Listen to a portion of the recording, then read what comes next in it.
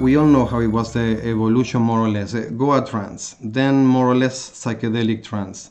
And then we can debate a lot, on who was the first to make dark psychedelic trance. But we all know at one point it started to exist, around 2004 or 5. Then we got the introduction of what I call like cross-genre elements. So at one point, slowly, what was psychedelic trance always included elements from other styles. But let's say before it had like a more legacy influence from the hippie psychedelic rock times. But in the 2000s, we start to get more influence from industrial, from drum and bass, from metal. And this slowly gave birth to a group of people that felt not so represented with the melodic and, let's say, hippie mystical aspects of trance. And that gave birth to Darkpsy. It was not just the idea to blast and to make the most evil music possible. And this for me is very important to say.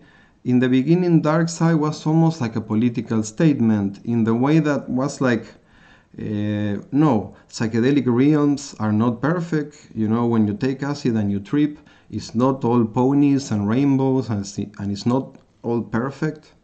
There's also like a dark, serious side of the soul that you have to go through in order to enlighten yourself. So that was the idea of Darkpsy, to focus on the fact that you needed to go through fear and a serious ego shake to get a real psychedelic experience. So the opinion of most of the people that started to do Darkpsy was like, we are not these sons of flowers, hippie rainbow people. We had people like Heiko that had a big influence of Sepultura and Slayer. Even the beginning of Darkpsy with people like Psychotic Micro and Asac Syndrome, I think they even have Rain of Blood from Slayer as a remix. So this is what I would like to really try to bring back and explain what it was for me when I was 17, 18 years old, to see that suddenly Goa trance had become this gnarly, fat, super incredible like music. And before I had listened to Goa trance, I had listened to Astral Projection and things like that, in '99.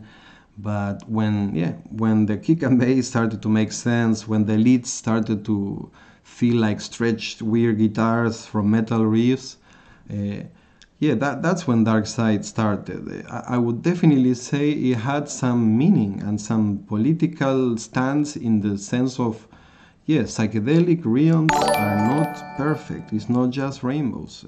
Enlightenment also means you have to go through hell, you have to go through darkness.